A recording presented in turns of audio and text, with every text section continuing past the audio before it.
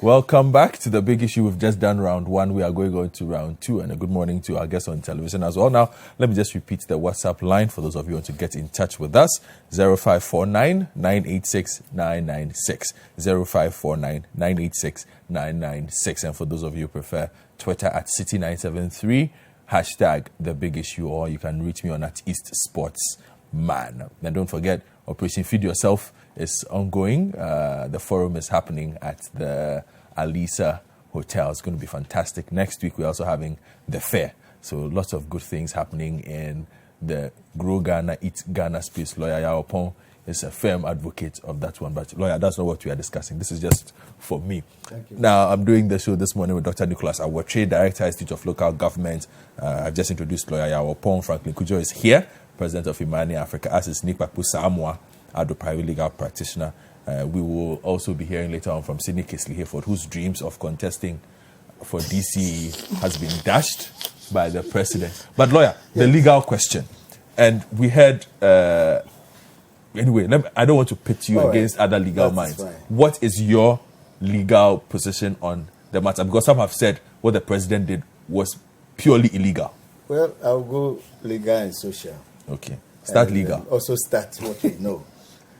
Let me say from the outset that if anybody expected the NDC in particular to agree with them that DCs, I think that is more popular, and Metropolitan District Assembly officers were to be elected on political grounds, then that person does not know the consistent position of the NDC in particular. Apart from what Ni Bapu said, the NDC's white paper on the Constitution Review Commission report, which I have here, Read it. it's very instructive and it's definite. Please read. Mode of district assembly elections. Government does not accept the recommendation that Article 248 of the Constitution be amended to empower Parliament at any time in the future to make provision for partisan elections at the district and sub-district levels. Government is of the view that the arguments advanced by the Commission for a non-partisan local government system far outweigh any arguments in favor of a partisan local government system. Government therefore intends that Article 248 in its present form be retained. This is the NDC's position. And this technically has become law. Or, if you like, the decision of the High Court. Because it is a white paper issued pursuant to a commission of inquiry report, so to speak. Now, Article 248 is here. A candidate seeking election to a district assembly or any lower local government unit shall present himself to the electorate as an individual and shall not use any symbol associated with any political party. This has been the position of the end, that this should remain. And they have to stand by this.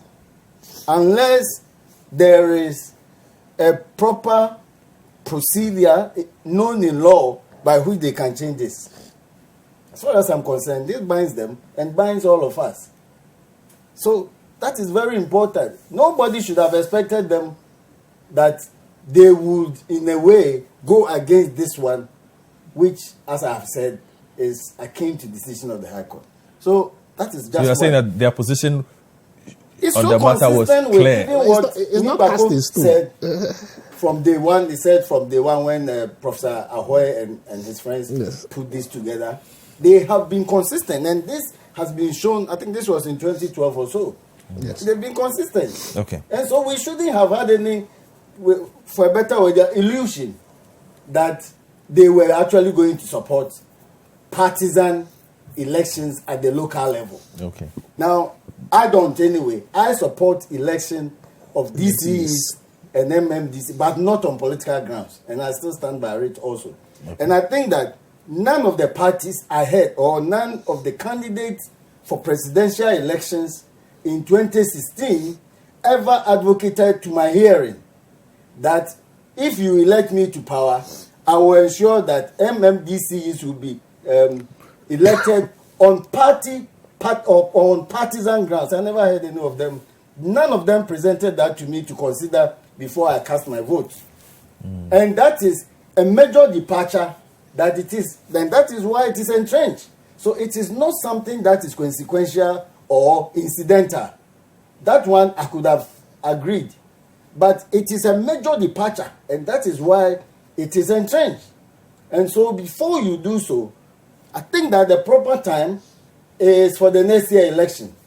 Let the political parties, let me even, since I'm very sure about this, any person who wants to contest next year's presidential election, let him present to us that if we vote him or her into power as president, he is going to propose that we amend this part of the constitution, and that for him or her, he will ensure that when the proper thing is done, election of DCEs and MMDC shall be on partisan grounds. And let's see whether that person will get majority vote.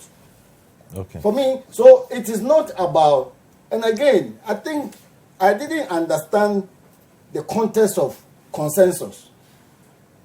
There's no better way to know consensus than going to vote at the referendum. In any case, it is even wrong in law, in my understanding, for the NDC or the MPP to compel any of the party members. In any case, none of them has even 50+1.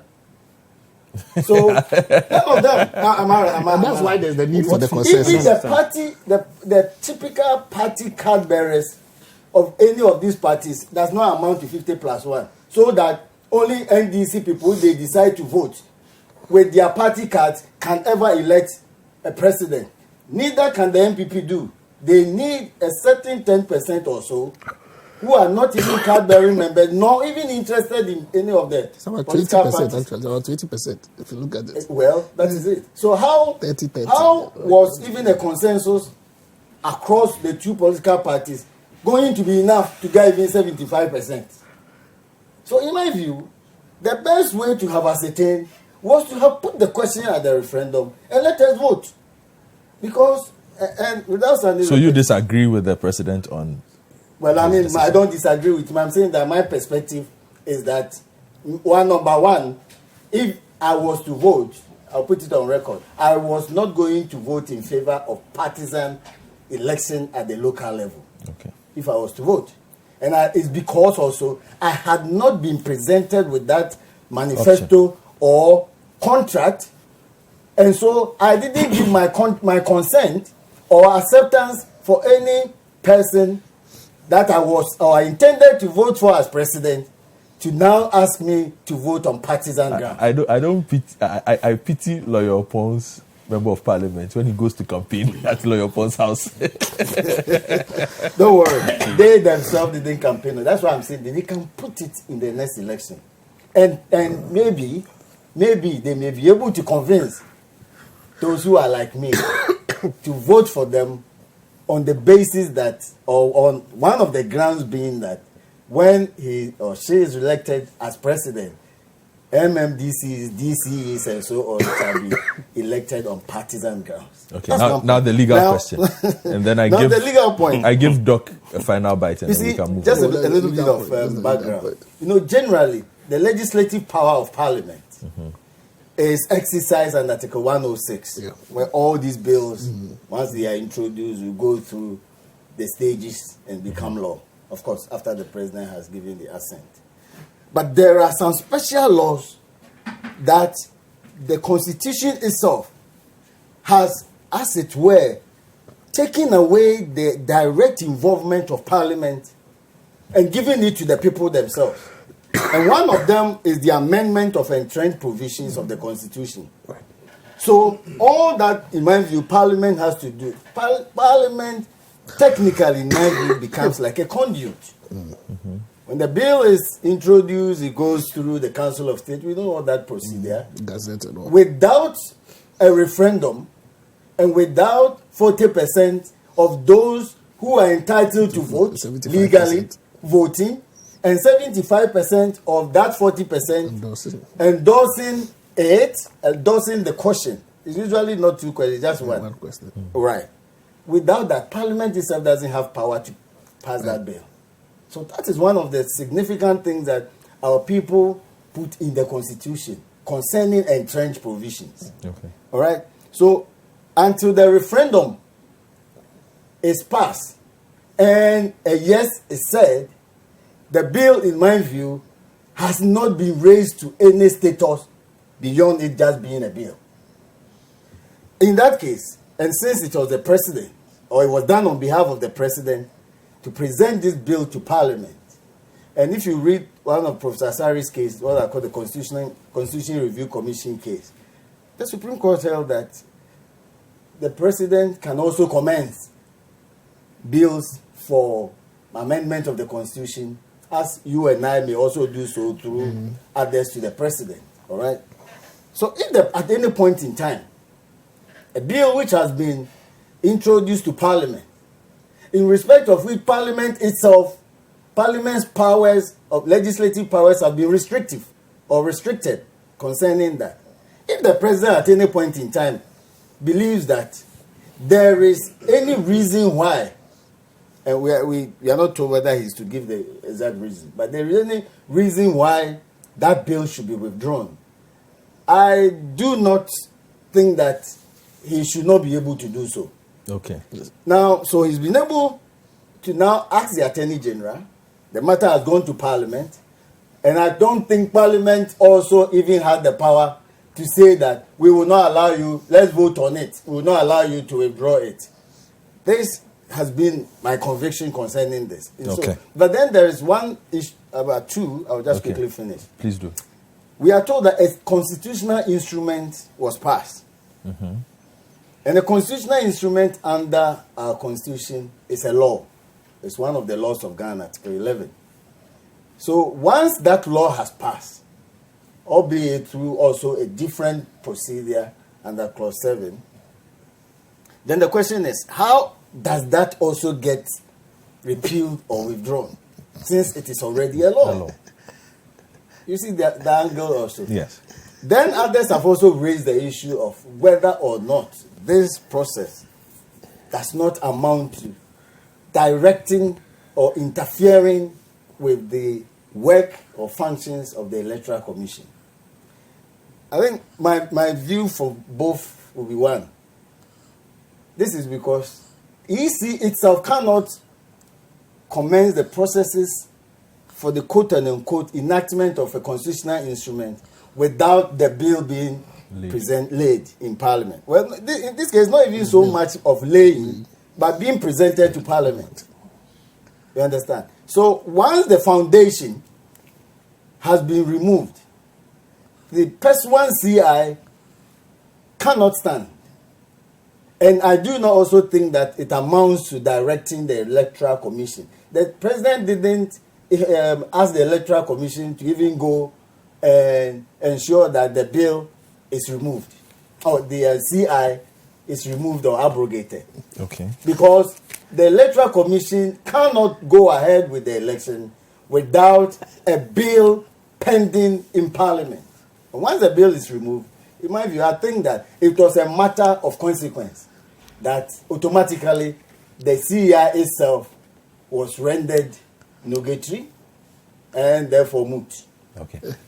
Nipa, I'll give you 2 minutes on this, and then I come to Dr. I need a little time. Sydney, good morning. You see? Sydney Kingsleyford, good morning. Good morning. A man whose hopes have been dashed. Yes, completely. No. So the public must hear me. Yes. My learned senior laid the foundation appropriately in respect of Article 106, where he talks about what kind of language is that? Please let him go on. It's this learned language. My learned senior laid down there. Yes, it's learned language. It's a fraternity. Very jealous. I mean, he wants to join the fraternity. One of those people who never got to the opportunity. We're not here to do Makola talk. We're here to talk. It's a language of it's a language of gentlemen. We'll call you accountant. Have you spoken? Yeah. Nobody. On this matter. Go ahead. You see, there's a certain principle about which my learned colleague would always agree with me. The point being that we'll eat today. The point being that when law has prescribed a particular mode of exercising certain powers, you understand? That is the only way that is acceptable for that power to be exercised. It's almost become a sacrosanct principle in law. And it is so, if, for example, you are to commence an action in court by a writ, and you go by a petition, it is now and void. You understand? Your point is? The point is this. 106 has given the mode for exercising legislative authority in this country, generally. The same constitution then goes ahead to specify how an entrenched provision of the constitution can be amended. You see, Parliament has been in the constitution for certain issues has prescribed the mode by which Parliament shall exercise its power. For example, the nomination and appointment of a Superior Court judge, for example. It's not because the president can just get up and because he nominates, it is a done deal.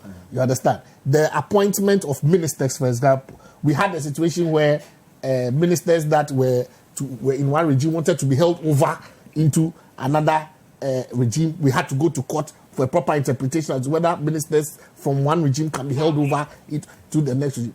All these cases have laid down a certain principle that when the constitution prescribes a mode by which you are exercising a particular power, you are bound by that particular procedure. I see your point. My point is this. Yes, my point is this. The constitution has prescribed a mode by which an entrenched provision shall be amended. Yes. It starts from Parliament. But that is what was being done. Yes, it starts from Parliament. But it does not terminate in Parliament. You understand? When the procedure starts and Parliament moves and hands over to the Council of State brings it back, it goes through a gazette, and then it moves to a referendum. You cannot terminate the process simply because you may not like the outcome. Has it moved to the referendum? We had a CI. But the referendum. That is the point. The referendum was not held. The fact is, the referendum was going to be held. And the constitutional provision is very clear. Okay. When in Article 292, 3 in particular, or let's even go to 4. After the bill has been read the first time in Parliament, it shall not be proceeded with further unless it has been submitted to a referendum held throughout Ghana, and at least 40% of the persons entitled to vote voted at the referendum, and at least 75% of the persons who voted cast their votes in favor of the passing of the bill. It is after the referendum that the bill shall come back to Parliament. Therefore, when the process has started, it is not for the president to decide that where he has not been given power to terminate this thing in motion, he gets up to do so. He is exercising power that he has not been given. And that is why, at least I know for a fact, that certain persons will give the Supreme Court the opportunity to deal with this matter. Do you have a problem with the one pending in Parliament also? The other part, not the one for the referendum. I have a problem with the president seeking to exercise power and authority that he has not been given. What is it? His point was this. Once he initiated the process, he did not have the authority, once the referendum was yet to be held, to decide that midway he was going to pull the bill back. Where does it say so in the Constitution? Point made. Where does it say that he has the power? Where does it say that he cannot pull it? Point made. Article It's okay. Once he presents a bill, the bill can always be withdraw the bill. Article 2, it does not give you that power. Article Where 294. does it say that he cannot do it? Simply in Article 294. It says that, listen, a bill for the amendment of an entrenched provision shall, before Parliament proceeds to consider it, be referred to the Speaker. He refers to the Council of State. The bill comes back to Parliament for it to be published in the Gazette and then introduced again in Parliament, after which it leaves Parliament. Now the bill has left Parliament, and then you seek to come to say that you are withdrawing a portion of the bill because consensus has not been. You have not been given that power. I said the Constitution And does luckily, not say that the president has no authority to withdraw. Fortunately, you see, the thing is this. Fortunately, You we have are not the 30 final seconds. power in such matters. The It is the Supreme Supreme Court. It is the Supreme Court that will decide whether the president has exercised the powers that he has not been given, or whether he was right in doing what he did. For me, I'm clear in my mind that he had no such power and that his actions were unlawful. Thank you.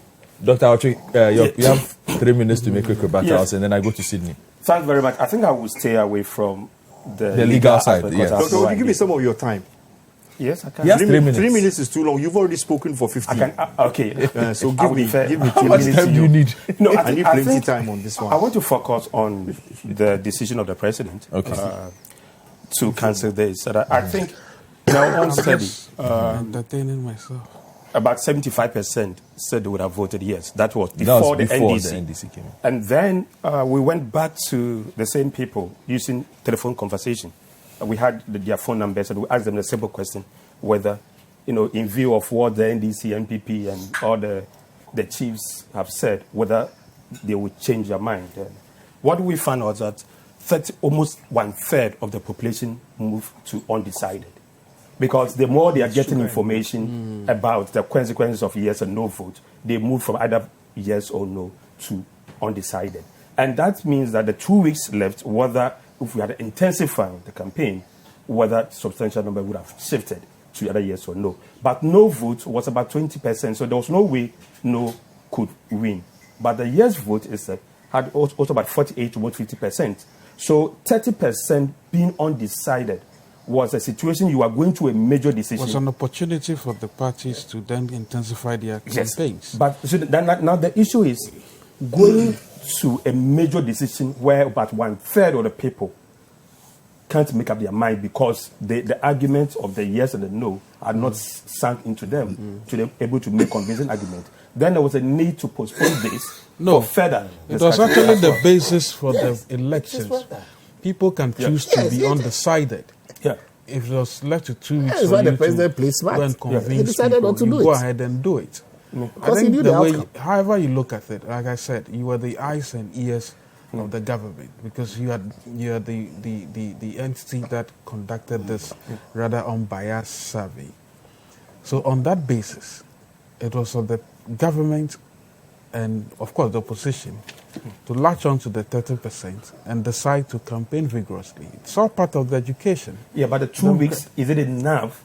You see, is it the enough? whole But that is the essence of democracy. Too many Let's voices. For me, Let's not have too many voices. Let If it we go. don't get 75, why should we even go and So are vote? you suggesting that, let's say we go into next election, might end up getting 2020, 20%, then all of a sudden there's been a poll 1 week before the major elections, and it doesn't seem to favor one part. And let's say there's like ruling government, and then they decide that we're pulling out, we postpone the elections. That's a recipe for chaos. It's okay. I'm just saying that there's a rationale. If you are going to It was make a irrational. decision, first one, there was consensus. And if you look at the consensus, many people were going to vote yes, overwhelmingly. And then people needed to understand. And now the argument is being made, and people don't know what this means. And the time to make that convincing argument, whether it's no or yes. So I think what the president had done is to postpone it to maybe 2021, 22, where I believe that the blueprint of what the new local governance system will look like, with or without political party system, should be given to the public and for them to study it and make conclusions. That is more helpful. It's just a helpful retrogressive decision step. making. There are Right. countless number of countries, and you sat here the other day and you convinced myself, even though Sydney and myself, we already know this, that other countries are doing this anyway, excellently. So what is this going back to the drawing table with another blueprint to determine? I think it was an opportunity for people to express whatever they had to express. I don't see these as necessarily going to affect whatever outcomes again, even in the 2020 or 20. I mean, anyway, these are my Yeah. All right. Okay. Finally, you see, when a policy is introduced into a system, it benefits a group that want that system to continue because it benefits them. To move away from that path, and I'm now focusing on our decentralization path, which is not delivered. To move away from that path, you need either the exogenous actor to push you away from it, and in many countries, the donors put a condition, like our own local governance service bill, through the donor conditionality, we had to pass it. But Through donor conditionality. oh yeah, I mean the local government service bill had been in Parliament for almost is it 10, 15 So we passed years. it because of But conditions donors made a given condition us that if we by- don't, Oh. Because that- it was going to be funded. no, totally. Oh. Second, you You don't need know this. I you- totally disagree that It's It's okay, but it's past. It's beside the issue. internally. You're forgetting you your see, history. I totally Internally, disagree. You've internally. forgotten your history. Yes, exactly. Let's Don't- make- the history let me- is let me- bad. let me- Lawyer Paul, it's not talking an based agenda on on the facts. table. It's We'll not- deal We're with also that. talking We'll based deal on, with that. based on what is proper. It's not and it's regular. not an agenda. That's another thing. Let's go on. Second, I'm really it comes to a amazed. time when within the path you have an internal institution or organ which says I will move away from that path. That you need a maverick person. And I think for the first time, a president who says that I am ready to change something that I could have used what my constitution guarantees me to appoint DCEs for my party men and party women says no, I'm looking at the national interest. I'm Which looking was at noble. yeah, it was a noble decision, and normally you will not find this in many countries. Not many countries, as a result We voted of. for him because of Let- that. let me He finish has this already up on- gotten as a our result vote of- because of that. He has just 2 minutes. Yes. He has to I leave. had many. No, he has to leave after. Exactly, You I'm are leaving here. you to discuss. You see, He has to leave. So Exactly. leave him the time. So I thought are you that going? this was a Yeah, noble. we need Sydney, please, gentlemen, let he him needs to go. know where he's going. It doesn't matter. Let him flow. I thought it was a noble. It was thinking outside the box, and I think it would have been one way Ghana would have changed this winner takes all partisan nature which is steering. Exactly. I think that was an opportunity, but I think we let it go, and I'm so disappointed that everything in this country is going to be on this party lines. Well, and the it's- winner it's- took it it's away exactly again. the The winner took it away again. Thank you I very mean, much, Doctor. We are status Let quo. them present it to As for the, at the winner next takes- election. Okay, so let winner us takes all vote thing, on it. that argument Sydney, doesn't wash. let because me, You were going to um, vote for winner takes all at I the will- district I will level take- In anyway. any case. Let me take Yeah, some the winner is messages there, and then the I same. will come to It's the same thing. Sydney Casely Hayford. Whether it's done at national level or done at district. Okay, Support me that the next election, the parties should present. so let me take some messages. Gentlemen, I'm reading messages, please. So Prince Henry from Kofodia says, good morning, Godfred. It's sad we have wasted over 1 million Ghana cedis on this referendum, according to the NCC, he adds, when we knew we were not going to allow Ghanaians to make their decisions, to make this decision. We should have used this money to print new textbooks for our children who have been in school without books. I'm really disappointed in the president for taking such a controversial decision. And I want someone to take this to the Supreme Court for interpretation, whether the president had the power to do so or not. Now, somebody says, sometimes, Going to the Supreme Court costs money. well, I'm sure there are people who can afford to go. That's the surprising thing. One of the sad drawbacks of our constitution. Now, Germany and other places is free. Yes. It's actually, yeah, it's free. It's free. You just Okay. South Africa, you just far. All right. So let's see this. Sometimes I wonder if these politicians think their listeners are KGKs from the 17th century. What if the elected person is from the PPP? Which party structure do they have in parliament to back them? That is a question the politicians should answer. Atuapuma from Tema says, does that mean we have sold our country and development to political parties? Then that makes forming a political party the most important thing to do in Ghana.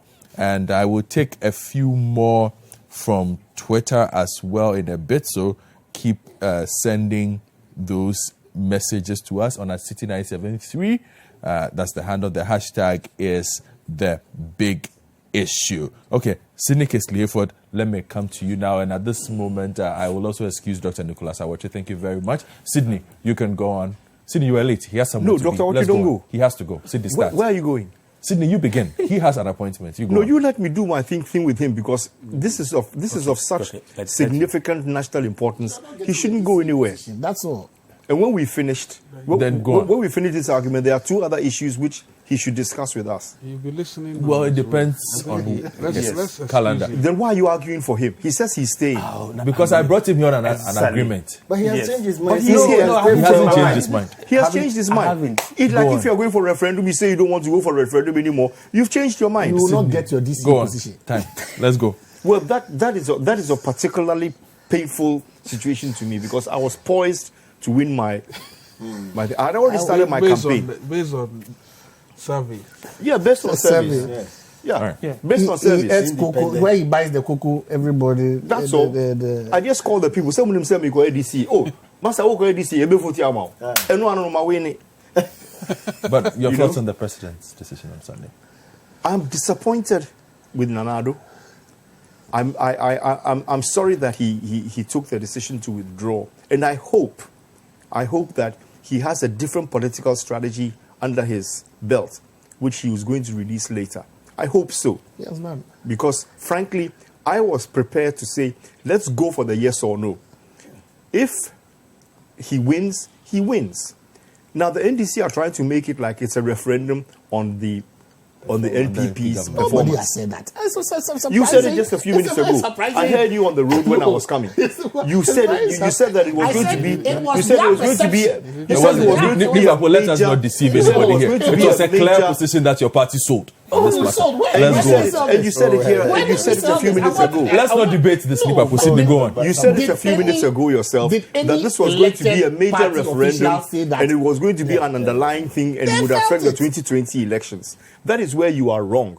Because if you are right in that logic, if that is your political logic that you are bringing through, then Nanado is a far smarter politician than you guys realize. Because he has virtually pulled the carpet from under you. If you thought that by doing this and by campaigning for a no vote, you were going to bring about a disruption and the referendum on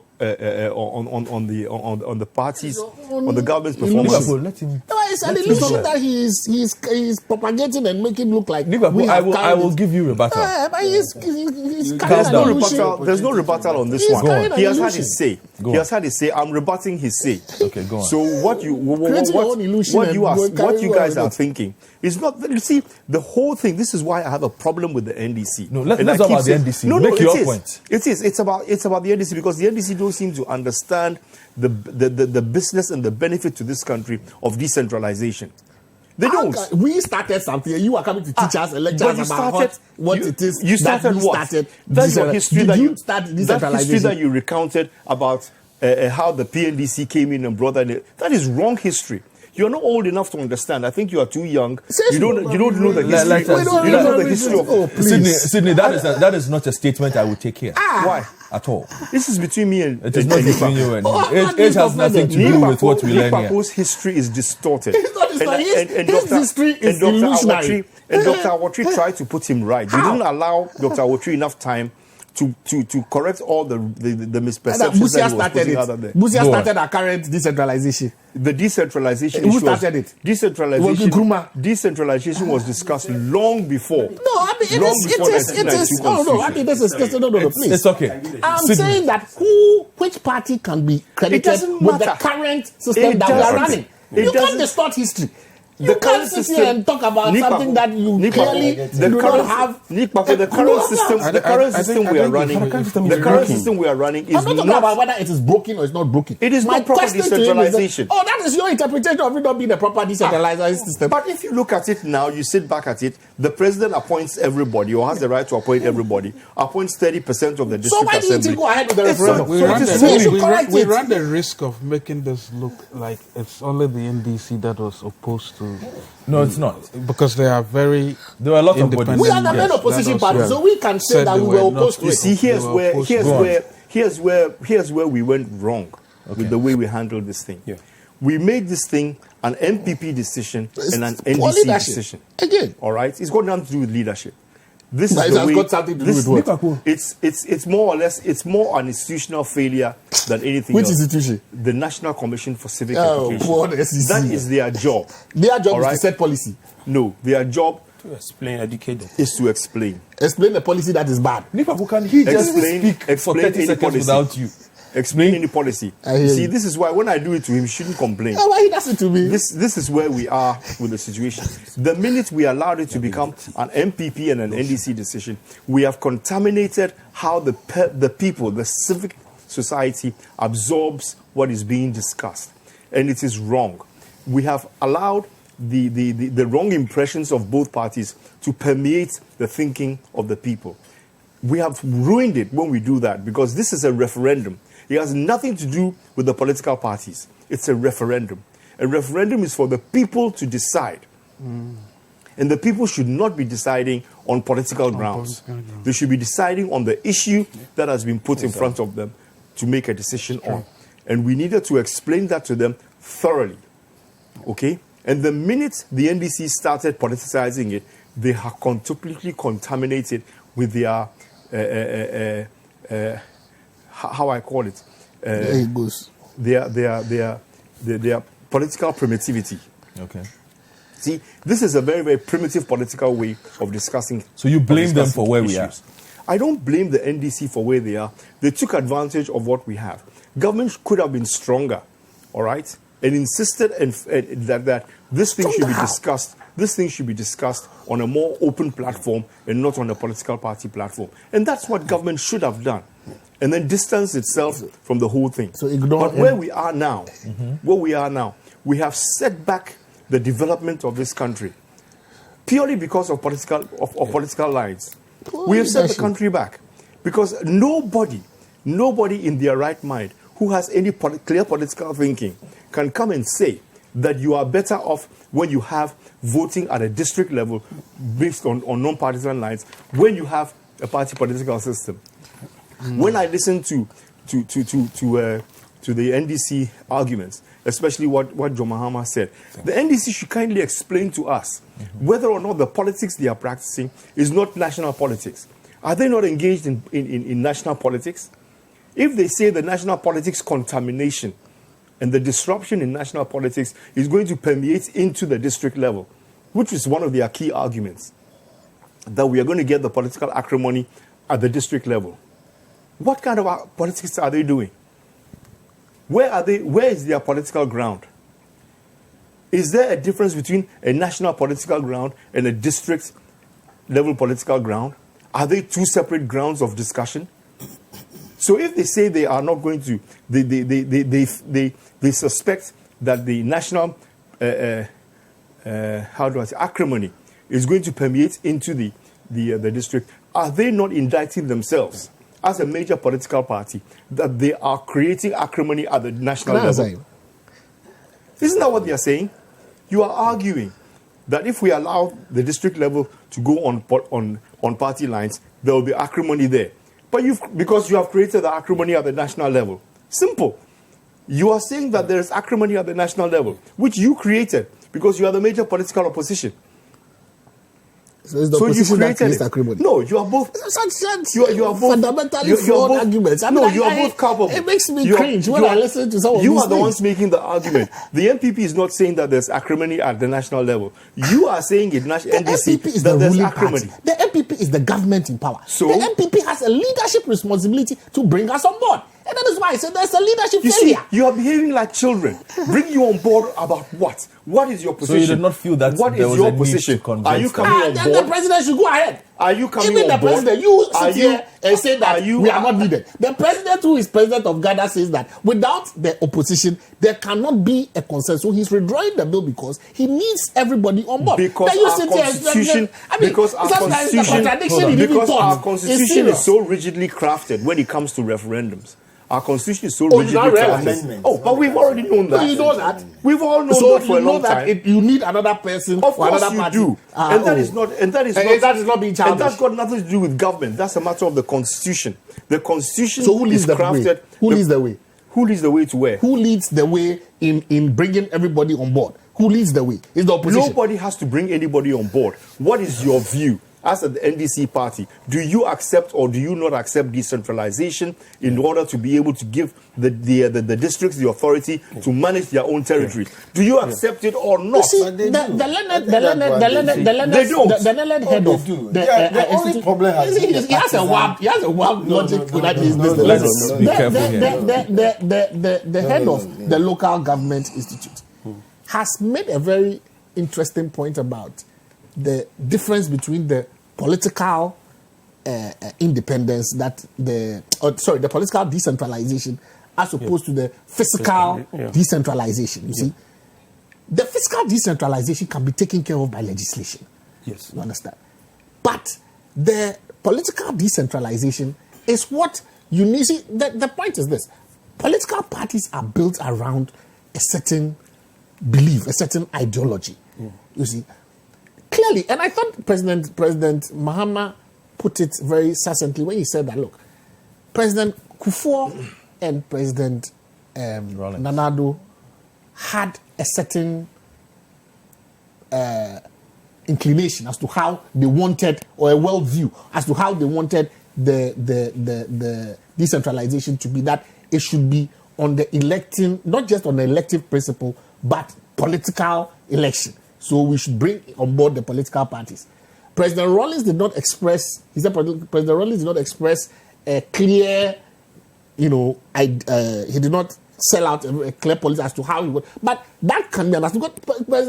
President Rawlings, if you know his history and you know where he's coming from, is not really a fan of political party participation at the local level. He's never been one that has expressed that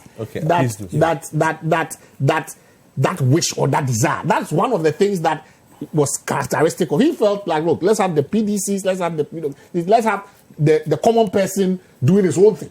However, I mean, the Article 2431 was in Parliament, right? And if the two parties agreed, of course, you would need two-thirds majority to do that. So the ruling government does not have that to be able to pass that. So if the opposition party feels that they want DCs to be elected, why didn't they support the ruling government to pass this? Because it stayed in Parliament until about 2 or 3 weeks to the Parliament to the referendum, and we thought that this was going to be amended from the beginning, and yet they didn't do it. You know one of the things. So what happened? You think one of the things I felt very sad about? That was the vote. There was no working committee. I didn't see why the NDC and the NPP could not have had a working committee that worked on this thing extensively.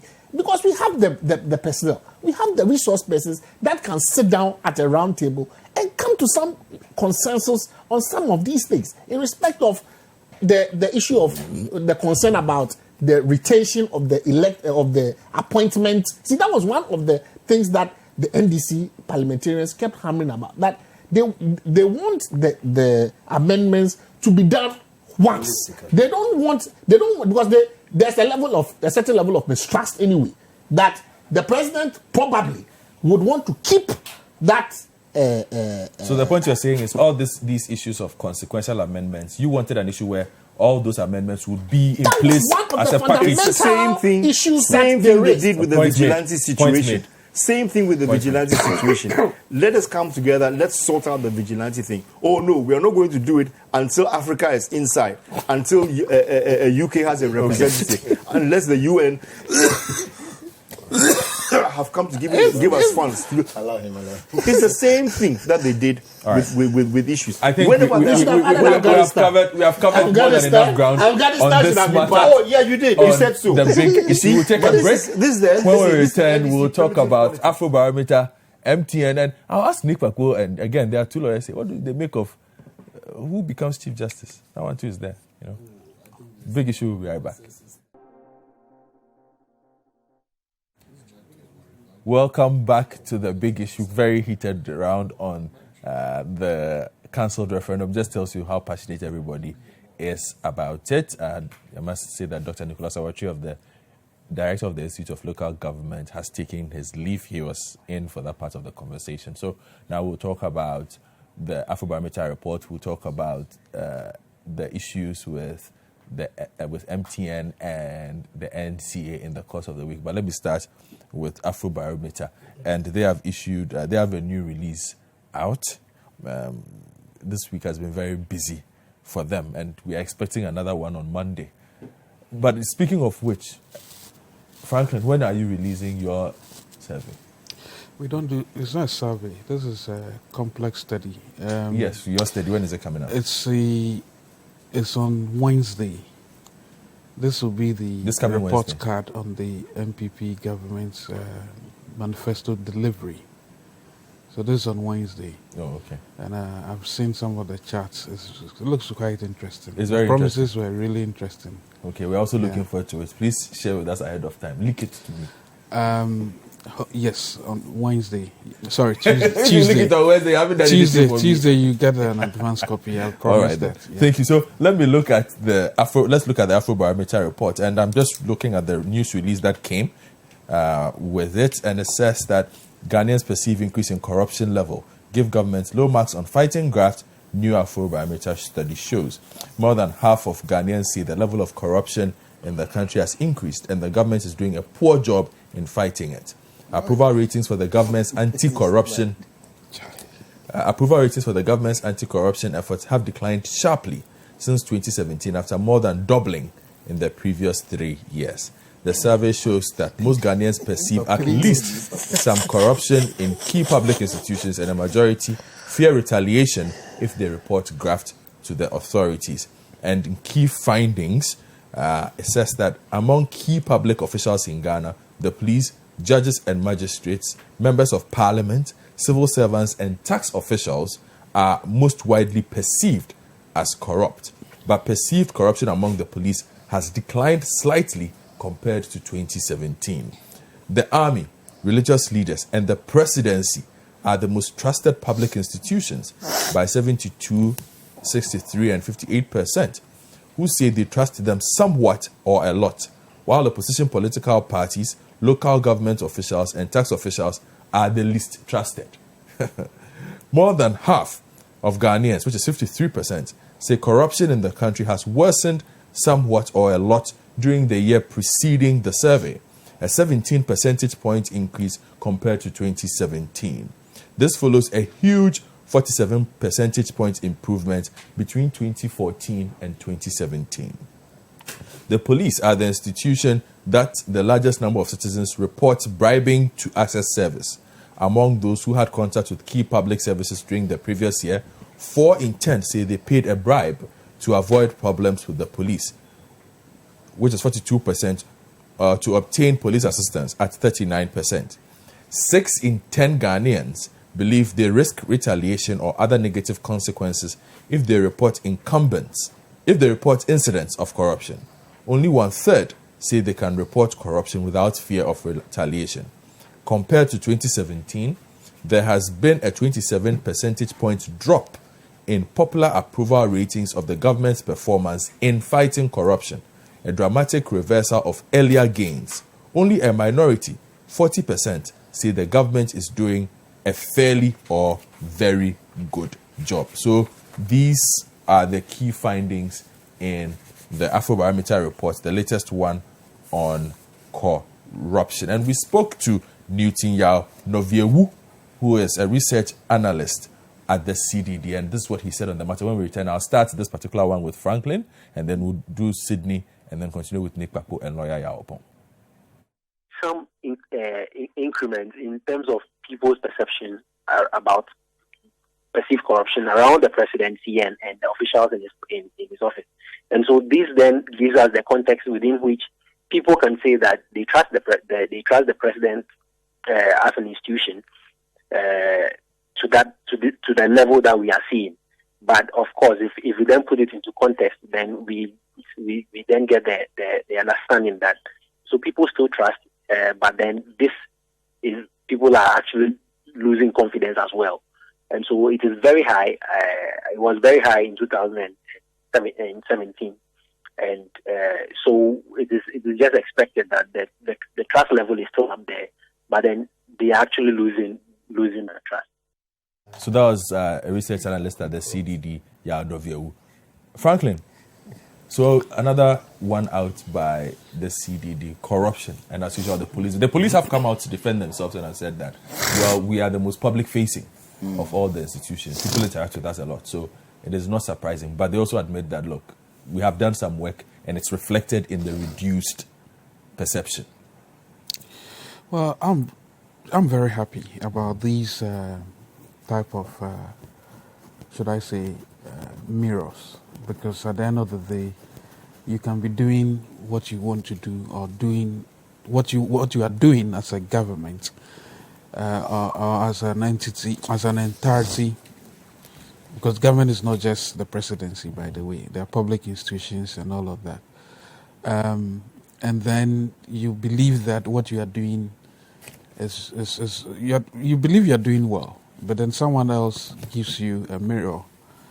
Not necessarily a mirror to look at yourself, but several mirrors of how people perceive themselves under your watch.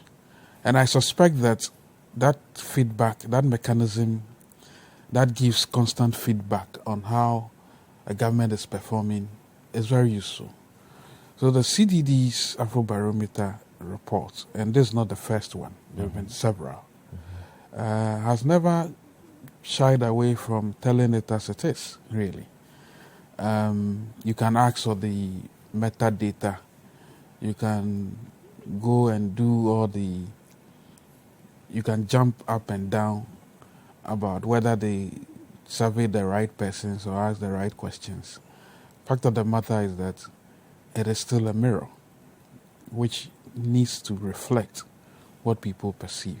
And don't forget, surveys are, of course, they are opinions. They could be emotions, as was it Lawyer Opon who said the last time, and all of that. But these are exactly how people feel about certain issues. And so, on the substantive matter about corruption, which has become a hydra-headed problem, really, in this country, and I dare say many African countries. You see, Cindy and myself, I think we've been saying something for a very long time about the nature of our constitution, in fact, our democracy, which clearly makes it very easy for incidents of corruption, because it's a very structured, politically structured leviathan, some sort of monstrosity that is embedded in our political structures. Makes it very easy. If the presidency appoints so many people and really doesn't even know a third or half of them, it's not probably responsible for their behaviors, even though somehow you're given a code of conduct that you're supposed to live by. There'll be incidents. And of course, there's also the other issue about the way it's so easy for people to get away with some of these infractions. We've set time in that number. I remember even at Occupy that, look, as long as we make corruption a misdemeanor, that people who actually intended to steal money or get corrupted would only have to return the monies they've stolen. As long as that sits on our books, it makes it very difficult for those down there to feel that it is expensive to actually be corrupt. It won't happen. And I know this government suggested in their manifesto that they were going to make these acts of stealing money and it being treated. In fact, they were emphatic that under the NDC, that was the norm. And then to the extent that sometimes persons who are found culpable are rewarded at the presidency. But it has not changed. And as long as these things continue to happen, you still have the perceptions of these, people will still be making these kinds of, they'll give you these kinds of feedback. And let's also be fair. There's been quite a number of reported scandals, whether real or fake, which also point to the fact that some of the issues surrounding, the protection of the public purse have not been seen to be actively worked upon. We have heard, for instance, that there's been some savings made of certain procurement decisions. Yeah. But the number of civil society actors have asked questions as to... Give us the breakdown. And it's been almost 2-3 months since we wrote to the finance ministry to give us a breakdown. We haven't heard anything. And if 21 or so civil society organizations can be so disregarded for asking simple questions about this, imagine when they go and conduct surveys and they put in there and ask questions, what do you think about this claim? They wouldn't necessarily be telling people to respond in a certain way, but it's because they've not had, even they, as persons who are closer to power, haven't had responses. You can only imagine what the ordinary person who seems to be part of the significant cohort that have been interviewed for this service will say. Okay. So perceptions or reality, for me, this is a wake-up call for the government to act. Sydney, let me come to you on this. I'm looking at the last point of the summary. Compared to 2017, there has been a 27 percentage point drop in popular approval ratings of the government's performance in fighting corruption, a dramatic reversal of earlier gains. Only a minority, 40%, say the government is doing a fairly or very good job with regards to fighting corruption. How worried should a government that came to power on the back of, as Franklin said, fighting corruption and touts its anti-corruption credentials every chance it gets be about this? How worried should they be? For a 27% drop.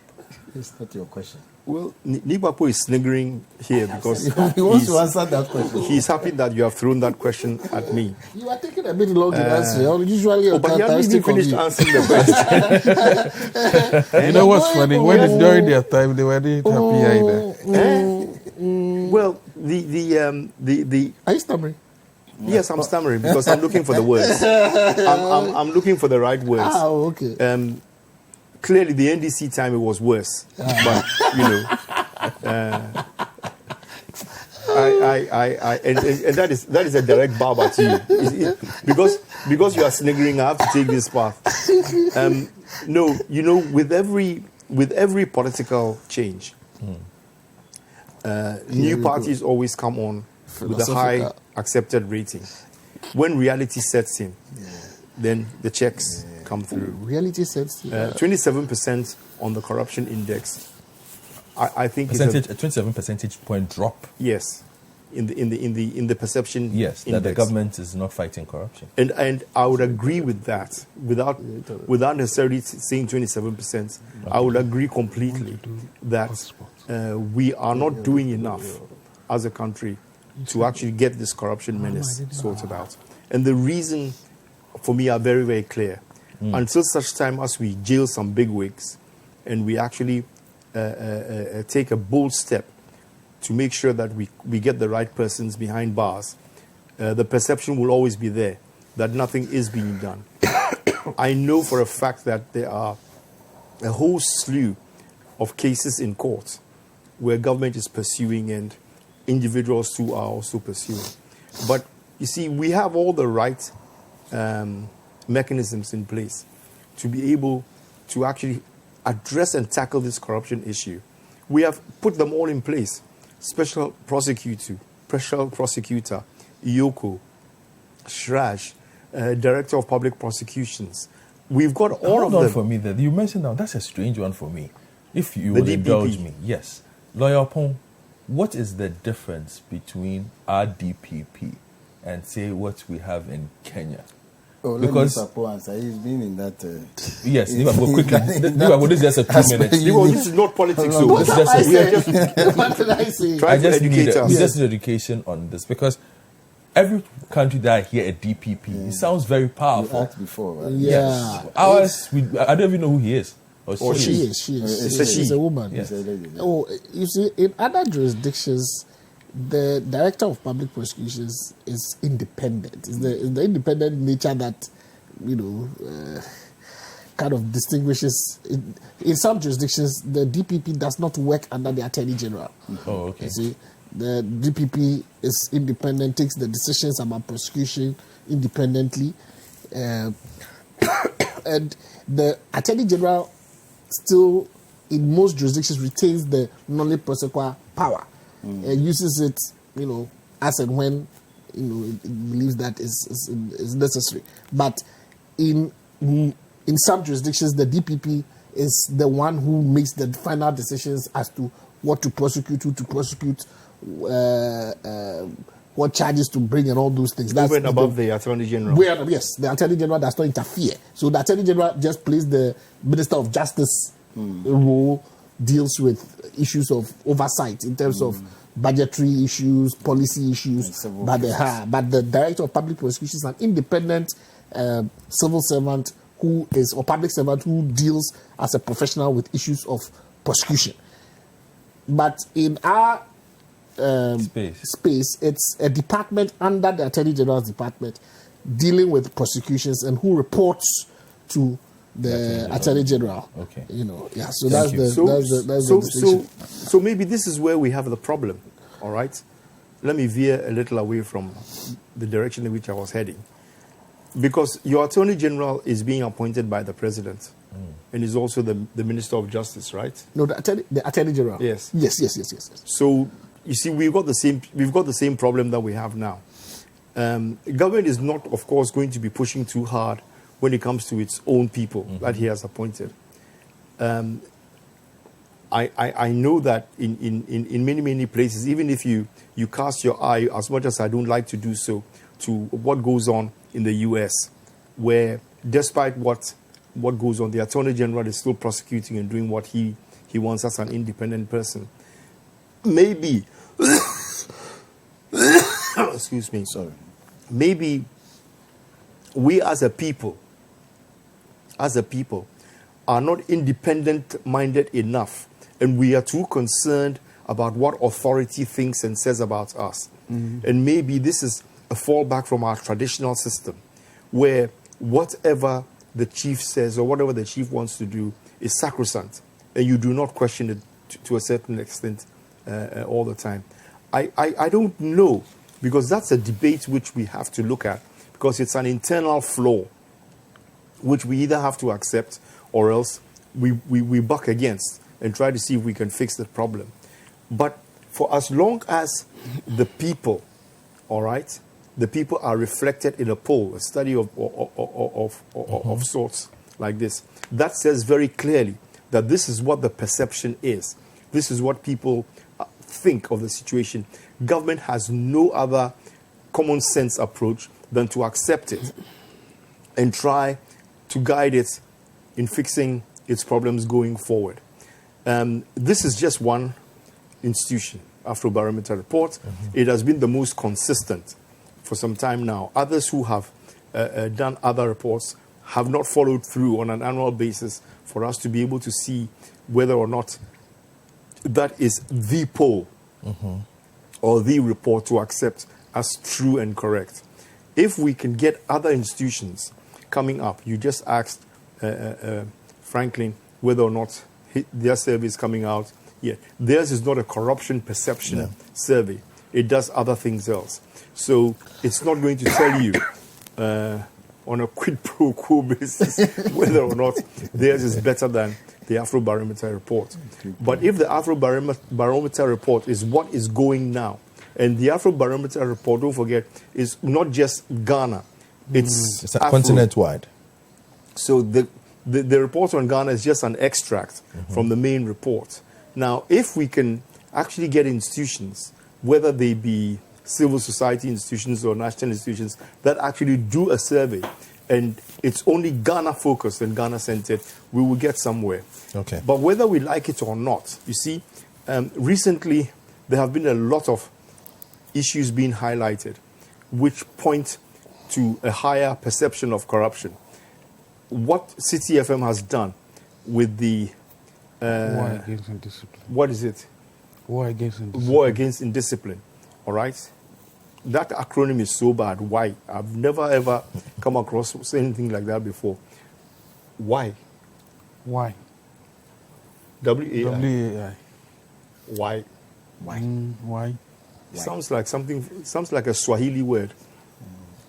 But that has brought out a lot of the police issues. Even though this was more positive for the police than negative. But yesterday I was watching a program on another station, and they were also looking at bribery by police. We've always known that when it comes to issues surrounding transportation and vehicles and cars and transport and stuff like that, the police have always been visible. Okay, and everybody knows that 10 or 20 CDs will get you off the hook for whatever offense you have committed. That perception hasn't gone still. And because a lot of our people don't make a distinction between the metropolitan task forces who walk around also, checking motor vehicles and the real police, there's a blurring of the lines. So even as much as we are highlighting all of these issues, those of us who are analytical, we're trying to make a distinction and maybe trying to look for a reason to be able to split between the police service and other issues. It's nice to see that people are not too worried about the judiciary anymore. I think there was a time when they were particularly worried about corruption in the courts and corruption in the judicial service. I think the survey was silent on that this time round, or at least the question maybe was not put. Well, the judiciary is there, actually. The judiciary follows the police. Does it? Yes. Then what did I misread? The judiciary follows the police. Yes. Oh, the Nipaku and his people. Yes. 40% say Am I the only most one? or all judges and magistrates are corrupt. 45% say some. Really? In other words, Yes. they are saying that they have bribed the judges. One way or the other. Well, you know, the lawyers are responsible for that.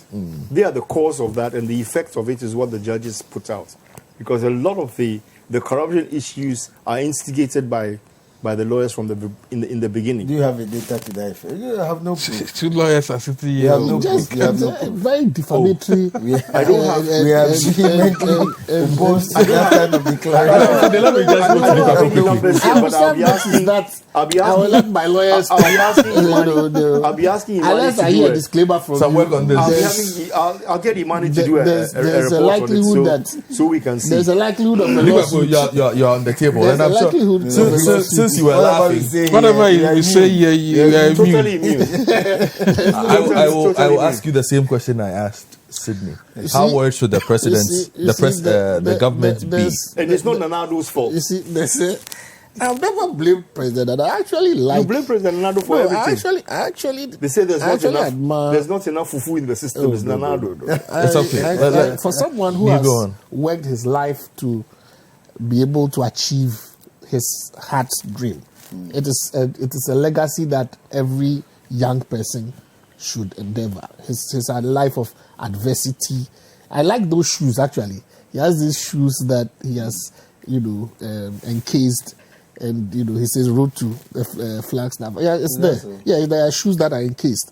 The canvas shoes he used to campaign are there, And when I see that, I feel inspired that you can go once, you can go twice, and you can achieve your lifelong dream. But we'll be careful. Asiru will call Oh you no, tonight. there's nothing wrong. He's an inspiration, but it's good because after you've achieved your life's dream, you must be retired for the right person to come back. And I quote Do you think Nanado has- I quote my one and only papa. My one and only papa says that your comeback shall be greater than your setback. And I think it's a very prophetic did you say this to? statement. Who said that? Nipaku, what has this got to do with the Afrobarometer report? It's a personal Message to you. message that I have taken for 2020 that your comeback shall be greater than your setback. Okay. And so Back to Afrobarometer. Yes. But are you saying that Sydney, Nanado has reached his limit? Sydney, I have two more topics to discuss. Oh, There's- really? I Yes. thought there was There only was- one more. One good friend of mine is Eduji, and he always says that President Nanado is a media creation. But for us who are lawyers, we know that he also has toiled in terms of the legal. But he's also a lawyer. Yes. He's definitely not a media creation. In terms of some of the things that we have. I hope this leads to Afrobarometer. It does. Okay. There are certain perceptions that we have, and he made I think the greatest setback and drawback for the president and the MPP were the promises, and it can be understood. President Kufuor actually made a confession that when you are not in power, you just say a lot of things that you don't know. It's when you come back to power that when you come into power that you come to a certain realization. When he was criticized for certain things he had said whilst in opposition. This is a president that hits, And sometimes I go to YouTube just to listen to some of his speeches when President Mills was in power, when President Mahama was in power. Ghana was at its knees. Ghana there was money. We were sitting on money at the castle, and we, you hear some of this, and you could see that this was someone speaking because clearly he felt he could do something, but upon coming into power, I think he's come to the realization that it is not easy to govern, and that when you criticize, you need to be careful, because when you get into power, the story in there is completely different. President Nana Addo came on a very strong anti-corruption mantra. I mean, it was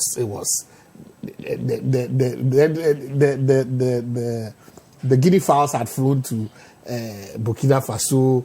The government was corrupt. We had inflated projects everywhere.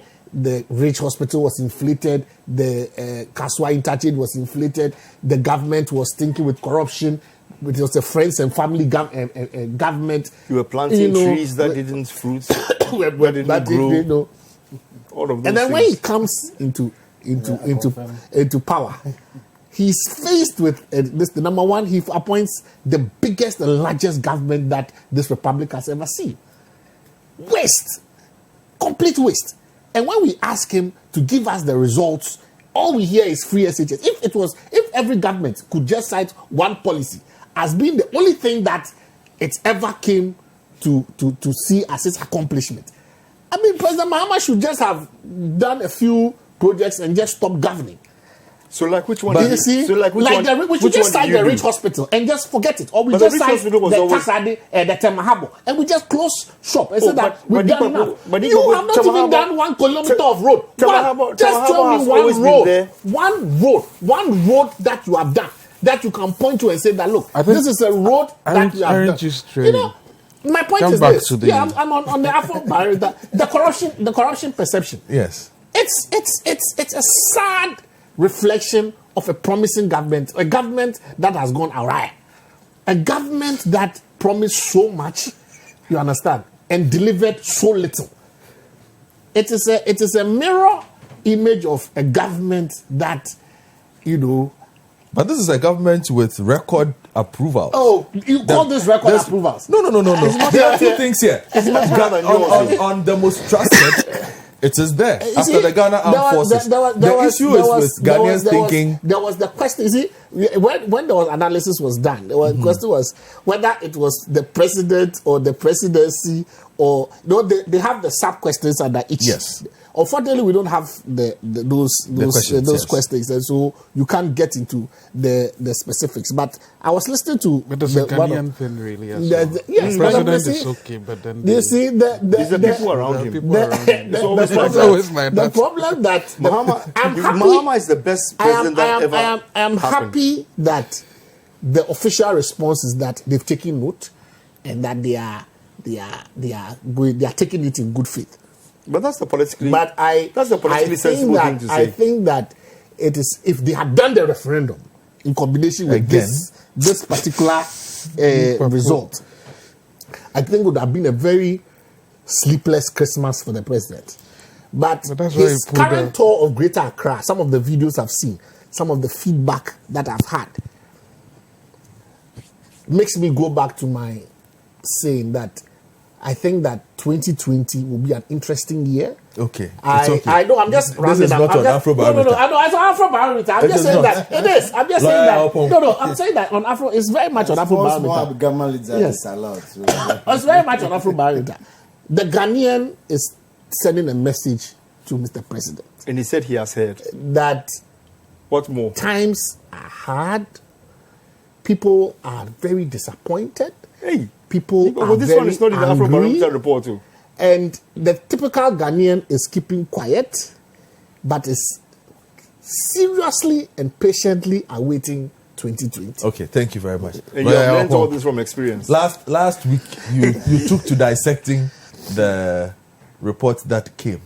So you have a new one this week. Yes, Let's hear your thoughts. Very interesting. And I think we must appreciate CDD and their group for this very important information given us. So this starts with Ghanaians perceive increase in corruption level.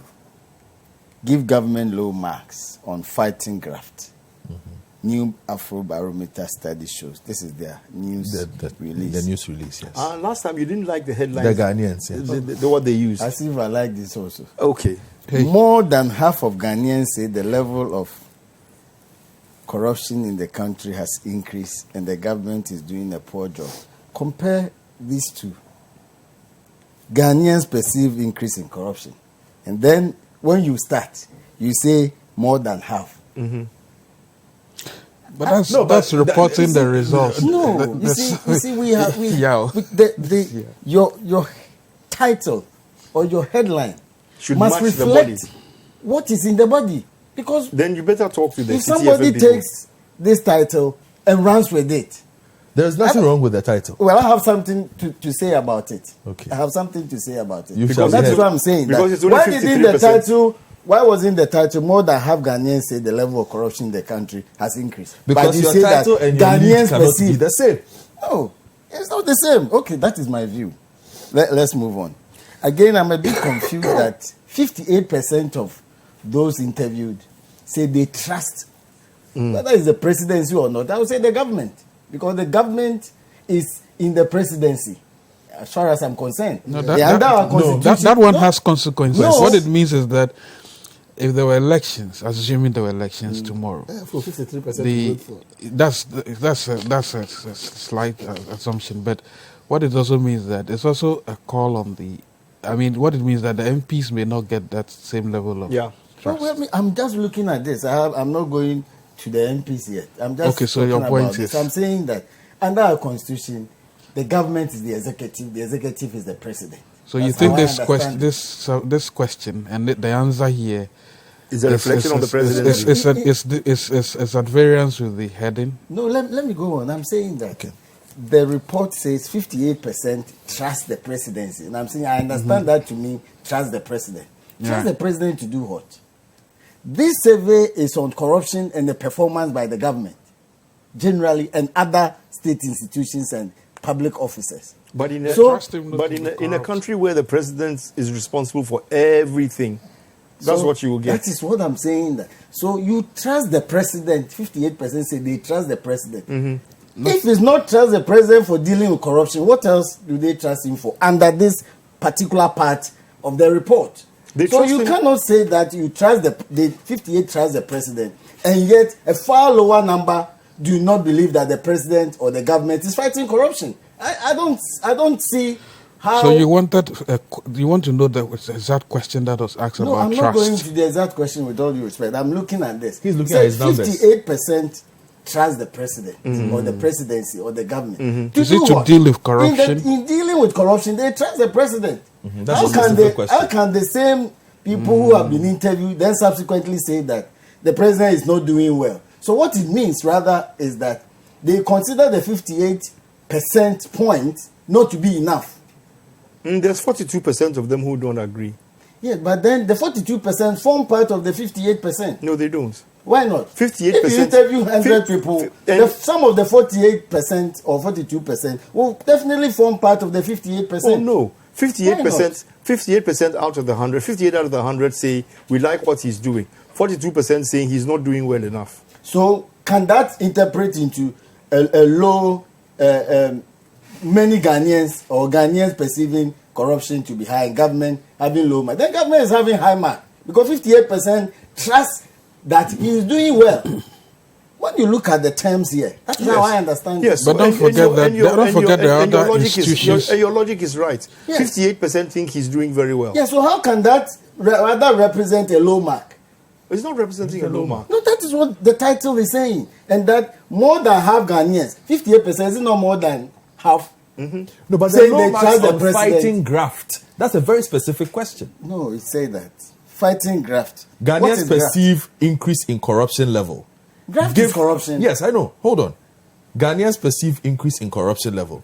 Give government low marks on fighting graft. So when they say they trust in fighting it. Yeah, when they trust the president, they trust him if they don't trust him for fighting graft, what else are they? No, they're actually saying that they are overwhelmed, but at the same time, they trust 58% trust them. Trust him in fighting. The president is perfect. The president is No, it doesn't mean that. Let me make my point. I'm saying that this is what I understand this to mean. I'm making inferences that are justifiable. I'm saying that you say 58% of those you interview trust the government. To do what? Because we are looking at corruption. The fight against corruption. Yes. Which was a specific question. 58% of Ghanaians trust that the government is dealing with or fighting graft or corruption. How can that be more than half Ghanaians rather saying that he's not fighting corruption? No, that's not what they said. What they are saying essentially is that more than half perceive corruption to have increased. And the government is doing a poor job in fighting it. Continue with it. In fighting it. Now I'm saying that you can't say that 58% trust the government for fighting it, and yet still say that rather more people think he's not fighting it. Okay. No, but there's a separate question. There's the presidency and then the entirety of government. Yeah, he's trying to. I will take a quick break for. Why do you take a quick break? I have to, because my director says I have to take a quick break, so I'm taking a quick break. When we return, Lawyer Paul will continue. You are welcome back to the big issue. I have a couple of messages I will just go through, and then Lawyer Paul can wrap up on his analysis of the Afro Barometer survey. Good morning, Godfred, and to all your amazing panelists. I agree with Sydney on the point that the president should have been strong enough to maintain the referendum rather than dropping it. But I disagree with him when he says Nick Papu is too young to understand history. That is not a fair comment. This is Peter from Asisewa. They both agree on this matter. Okay, John. Sydney is talking as if he's the only one who knows about party politics. Let him know that the referendum is a yes or no question. So definitely we're going to vote yes or no. So calling off the referendum is someone's prerogative. The question. Okay. John, the rest of your message is not too clear. Good morning, my dear brother. Why do we deceive ourselves? Do we have two sets of voters in Ghana? That is at the national and district levels. Don't the political parties campaign at the district levels for national elections? The president was smart because the NDC would have sabotaged the amendments in parliament that required two-thirds majority. As it stands now, the NDC has been beaten to its own trickery. This is coming from Mensa. Sydney is just on point. I have a friend whose case is in court, and the lawyer keeps telling him the judge needs money for him to rule on his case. Kwame from Teshi said this one. People are worried. Go on. So let me touch on the substantive matter. I think what this reflects is that increasingly people are also becoming corrupt because corruption is two-way. Yeah. So if 58, let's say 48% say judges are corrupt, it means that 48% of Ghanaians are also corrupt. They cannot be corrupting robots. Yes. And corruption starts with the presentation of an offer by a person. So you see, some of them say that they had to pay in order to access services of the police. It means that this same percentage of Ghanaians are also corrupt. So whilst we are reflecting on these institutions, of course, it is also their duty that when the offer is made, you reject it. But then the mere thought of making the offer, I made this point here before, that beyond the laws, we should look at some of these things as values. And values may not have its basis in law. But we just believe and feel that it is just the right thing to do or not to do. So the fact that you leave your home to go and offer a bribe to a police or any public officer, that in itself is against the values you must hold. Whether the public officer accepts it or not, that is how we perceive sin. That whether God, if you like, apprehends at or not, when you sin, you know you have sinned. But when it comes to law, until you are arrested or even taken to court, and in court, it's not whether you have done this or you have not done it. You are asked whether you are guilty or not guilty. Not being guilty does not necessarily mean, he knows it, that you have not done it. But then it's the person who has taken you to court, the prosecutor, to prove that you have actually committed a crime. That is totally different from holding on to a value that when you go against, you definitely know that you've done something wrong.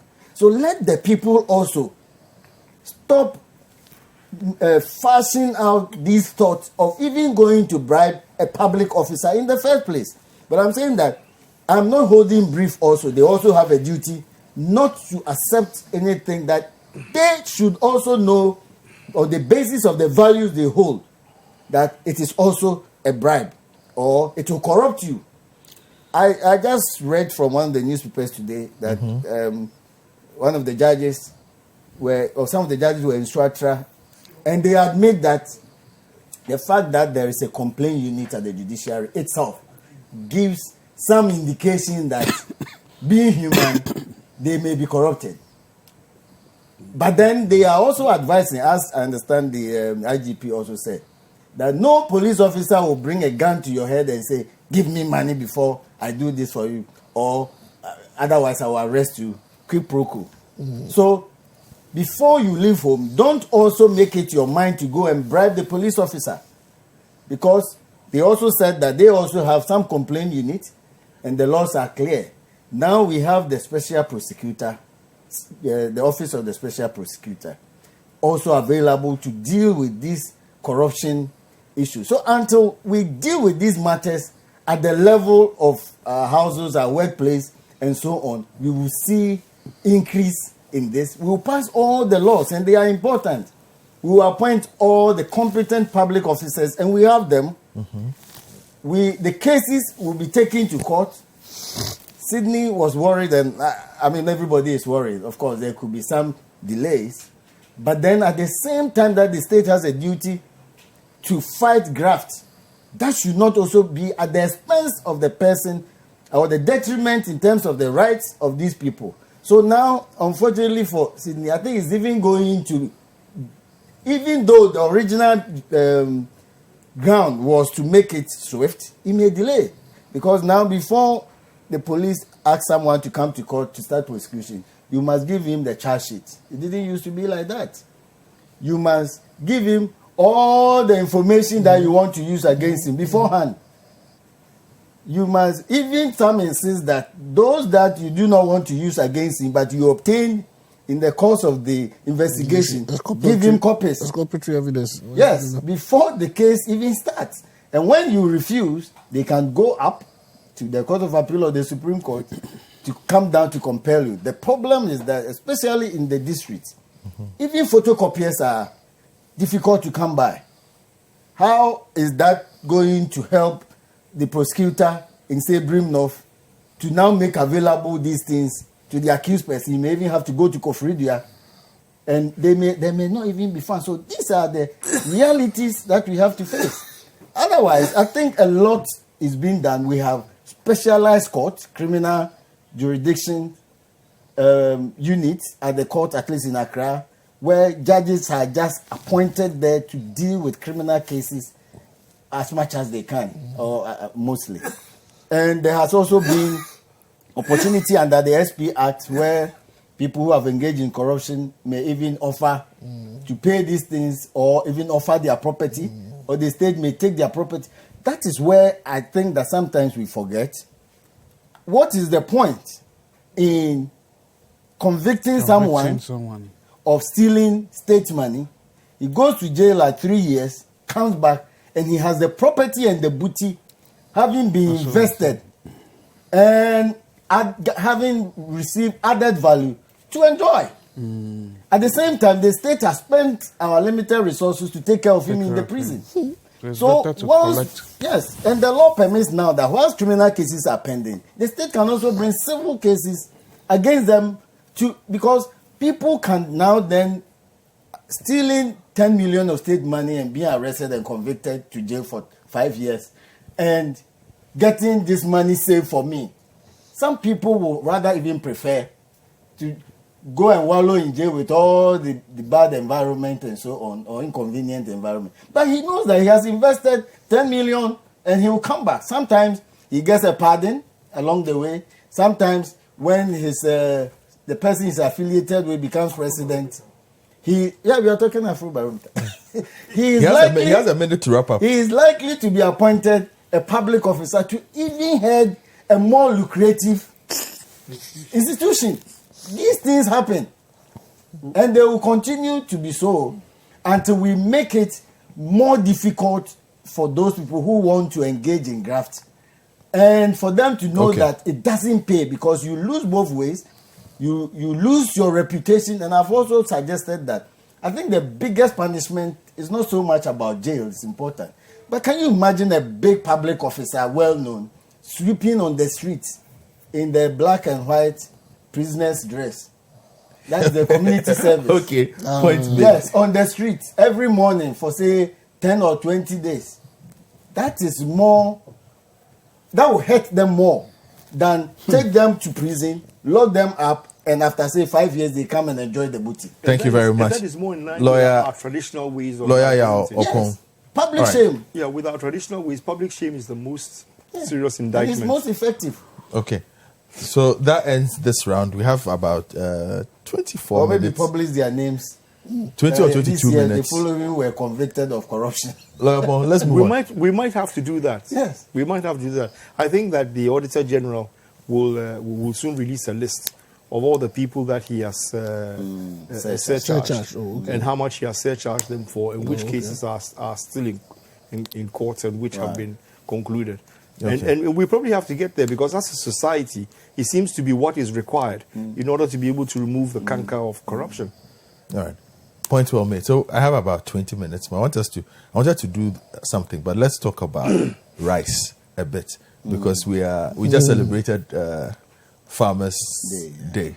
And you know, we've been on here at City FM, CCTV, we've been engaging in a bit of a Eat Ghana rice campaign. Sydney's a rice farmer. He's been helping us as well in his own small way. But more importantly, it looks like right now everybody has become aware. Yesterday, for the first time, we had the president of the Republic comment on this matter and urge. He's been very, very involved. Really? Tell me about that, because through his Minister of Agriculture. He's been getting weekly briefings on where we are going with the rice. Okay. Oh, okay. So tell us.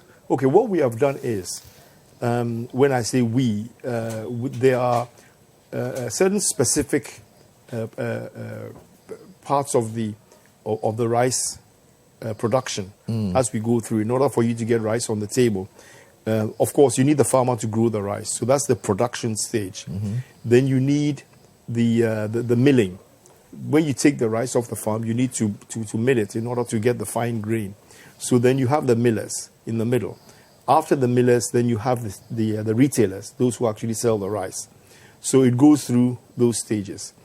What the Ministry of Agriculture has done is it has brought together a group of representatives of the farmers, the production, a group of representatives of the millers, in the middle, the rice millers, and then a group of representatives of those who actually sell, who we call the marketers of the rice.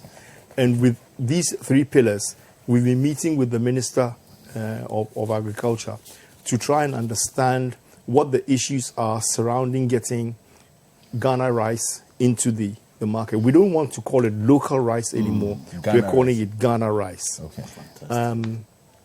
And the dynamics are clear. We import about 650,000 metric tons of rice into the country annually. We produce, within our local markets, we produce the rest, 450,000 metric tons. So we are consuming somewhere close to about 1.1 to 1.2 million metric tons of rice in the country. In terms of cash, how much? Yes.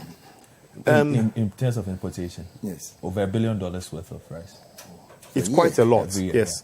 Because if you take the 650,000 metric tons imported and you look at how much the rice costs on the market, when you go and you buy a 25 kg, in fact a 5 kg bag of rice costs you about between 30 and 35 cedis per bag, depending on what type of brand you are buying. If you multiply that by 650,000, you see that's quite a lot of money that's coming into the system. So the problem we face, and there's a technical committee that is dealing with this together with the Ministry of Agric. The problem that we face is if the imported rice is to be curtailed and we stop importing the rice, do we have the local capacity to be able to meet demand, the 650,000 tons that we are going to stop? If we don't have that local capacity, then it doesn't make sense to stop importing the rice yet. Unfortunately for us, most of the importers of that 650,000 are all foreign companies and foreigners. Nothing stops a Ghanaian from actually also importing rice. So anybody can get into that market. We don't have enough milling capacity. When I say milling capacity, if you look at all the mills in the country and you add their capacity, we recognize their capacity in terms of the amount of tons per hour that a mill can produce.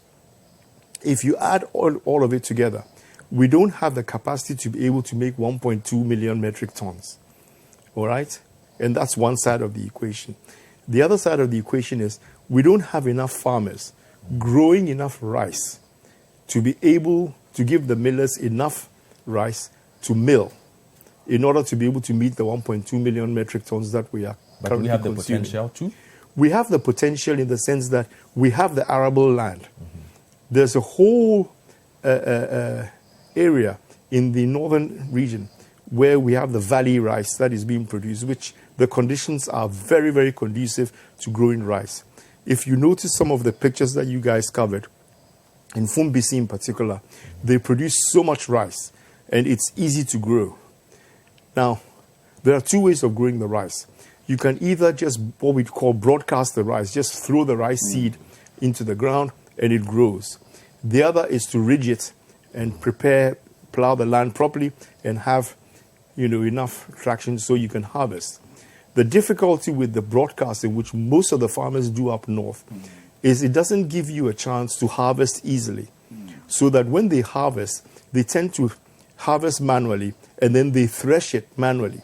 So you get a lot of grain and stones and stuff like that in the rice. It becomes difficult to mill because when that kind of rice comes to us, the millers, the first thing we have to do is to de-stone the produce, clean it up before we can mill. That just makes the process difficult. And in the past, you realize that people used to complain a lot that the Ghanaian rice had a lot of stones in it. And that's because of the way it was processing.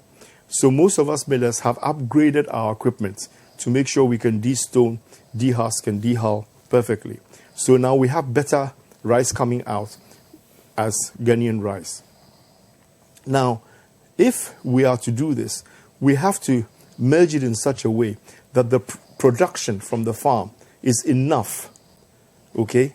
The proportion is about, for every 2 grains of rice you get in the original rice, the paddy rice, you will get 1 grain of milled rice at the end of it. So we need twice as much land production as we can get in order to be able to get the 1.2 million metric tons. Now, that 1.2 million metric tons is not static. It's growing. So every year, there's more and more consumption of rice. Now, that 1.2 million metric tons is rice that we put on the domestic table. Okay? On the domestic table. Which includes the communities who don't care much for long grain rice. They don't mind having broken rice, second grain rice, which they will use for their jollof rice and their wachi rice and the umotu. That is different. Most of that is taken care of by the nika processes. Okay. The local community processes where market women will go and buy 1 ton of rice, bring it to the nika, have it milled, and then they sell it directly onto the market. That is a huge market that is taken care of informally. It doesn't come through the formal milling system and the bagging that you see, in the market. Now, you have a huge problem with smuggled rice coming into the country. A lot of the rice is coming in from the western side of the country. And the question you have is, how are you going to stop that from coming into the marketplace? Because the more of it that comes in, the more complicated and difficult it is for those of us who are trying to have a formal process through the marketing system. So the dynamics of it all have to be coordinated and done in such a way that we can actually gauge very clearly exactly how much rice we can grow and how much we can mill in order to be able to deliver an affordable price in the marketplace at the end of the day. And also, most of the rice that is being produced has to be registered and cleared through the Standards Board and through the FDA, the food. But they look like they've been engaged, because I know the FDA have been they have organized previously meetings where they teach Ghanaian rice producers how to package properly, how to meet standards and whatnot. But the main point I want to... They are part of the technical committee that we have set up, and they have given commitments that they will fast track as much as possible all the produce that is coming in, because they not only do they have to certify those of us who are at the high end of the milling side, but they have to certify the low milling side as well.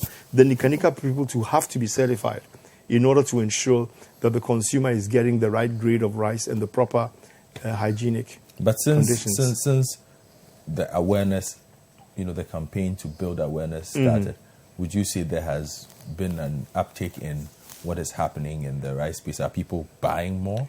Oh, yes, certainly on the retail side. I hear yesterday on Farmers' Day, rice was a big thing at Farmers' Day, and so much was being sold.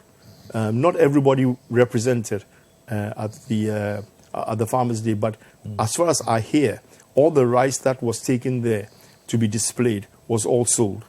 So people are going for the Ghana rice without any hesitation. Not only that, but the marketers, the importers who are bringing in the rice, the Ministry of Agri has made it a condition that until they can have a relationship and buy local rice to be sold on the local market, on the Ghanaian market, until they can do so and can sign agreements with the millers to say, we are buying from you, okay, as it is, they cannot have the import quota that they are looking for. So they have to reduce their import quota and buy the local quota to make up the difference. So where they are doing 650,000, for example, they would have to take away or allocate a quarter or 1/3 of that 650,000, about 200,000 metric tons, have to be purchased from the local Ghanaian market. They must buy and market the Ghanaian rice. If they don't do so, and they cannot demonstrate that they have committed to that, then they cannot have the import quota that they are looking for. Oh, that's interesting. That's why the great minister seems to be having high praise all around. Oh, he's doing exceptionally well. There's no question about it. As far as agriculture is concerned, if we can carry on the way we are doing now, because he's done it for maize, or at least he's been able to get sanity into the maize sector. If he can then do what we are doing now with rice, and it works. Poultry is also crying. We are going to be doing poultry, because if you read the results, you will hear that the soya, all right, the soya that is required for making the poultry feed, which is our biggest challenge, the feed in the poultry.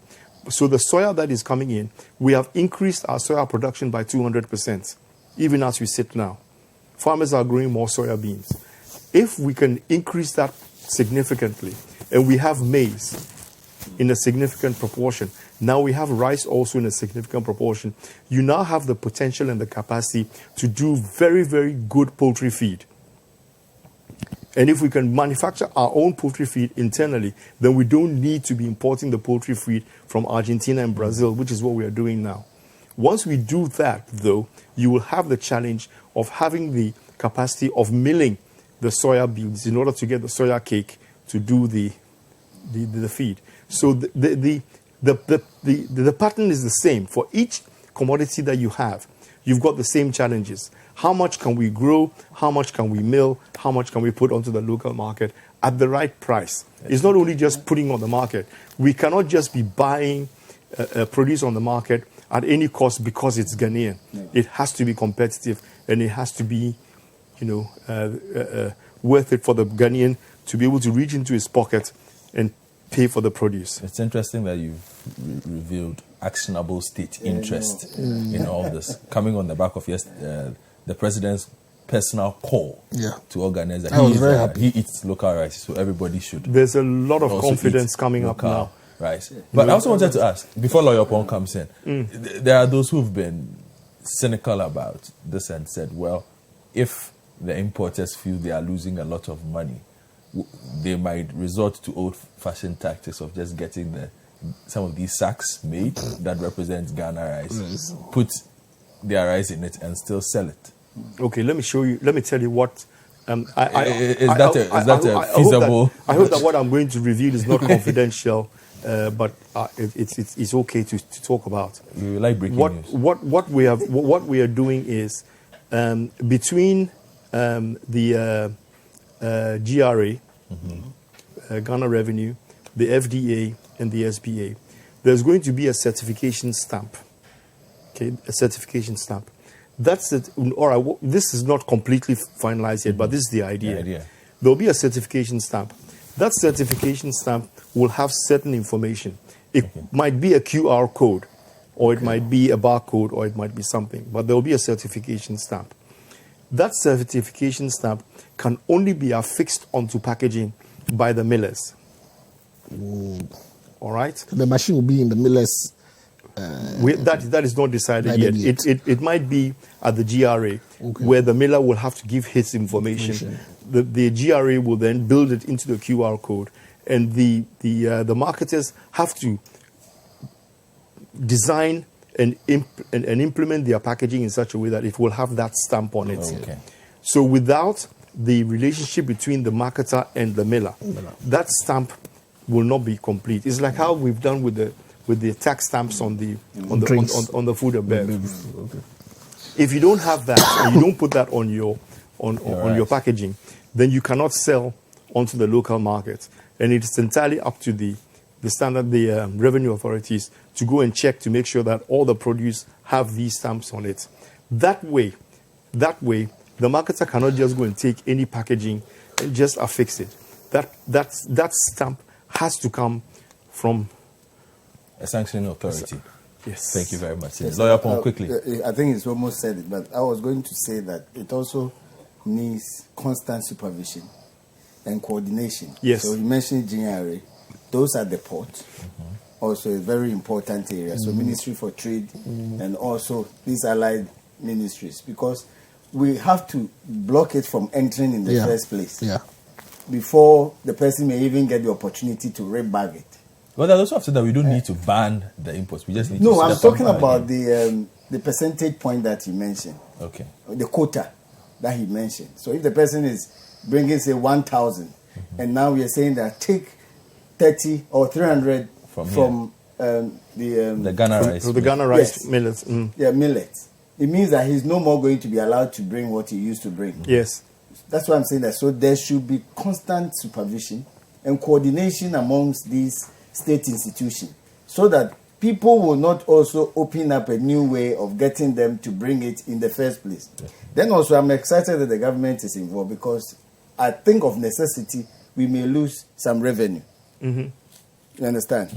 But this is a good cause. So it means you have to balance the revenue you will lose, because you are asking the importers to reduce the amount that they are to bring in, for which we would have gotten more revenue, as against trying to help Ghanaian farmers here to grow more so we can eat more. I think it's better to prefer the second one, losing some revenue because of the measures, as against trying to get it done here and at the same time not only helping our local farmers. Even the change in taste and also the general idea that it is also better to have what you eat here. I was surprised to know there are places where, for example, in the UK, where you eat or where you live or where your residence is, you are better going to be healed of flu when you take the honey from that area than if you buy honey from a different location. And I was amazed to know that. Then this is what scientifically they have proven. Okay. So there's always something good in eating what is produced by you or close to you, perhaps better than what you do not know Where went it's into coming from. growing it Yeah. elsewhere. And I also want to add that Add. the final the comments. president. just say This one this just 1 second. The He's going to president. praise the president. No, I'm not going to praise the. Well, I'm going to say that the president needs to step up his 1D, 1F, this thing with an attack or a focus on raising rice production and those things that we can be competitive with, That's right. so that we can establish the industries and move, and then we look at the byproducts as well That's to right. Yeah. generate extra wealth That's for very, very important. for beverages and Okay. those things. The one Franklin, thing you have that, something to say? The one thing that didn't ask me. the one thing No, that you Yao- haven't looked like you had anything to say. the on one this thing that Franklin, Yao said, Sydney, which I want Franklin. to let me just emphasize this before Franklin. If he loses his say, it doesn't matter. Well, my end credits I didn't run it, so thing is all this, of you have lost your when say. we I have when we to wrap up. import when Sydney, we import my the end rice, credits are running. when we import Is the that rice, You can't say year. no. I have to end wait the a minute. program. Those are last year for the year. When we import rice, It is we are not. importing 2-3-year-old rice on the shelves of Yeah, the foreign that's countries, what- yes. which are pesticides Yeah. controlled and sprayed in order to preserve them. Okay. Points made. But when we eat our local rice, it's coming Everything fresh is all from the good. farm. Okay. And there are no contaminants, and it's important that we make that point. Point well made. Thank you very much. Franklin Sydney made that here point. for No Franklin GMO. Kujo, Okay, Nick he said it on his Pakusa behalf. Lawyer Yao Pong. It's been a pleasure coming your way on The Big Issue. My name is Godfred Akuto Boaf. I hope you enjoyed the program. Have a good weekend.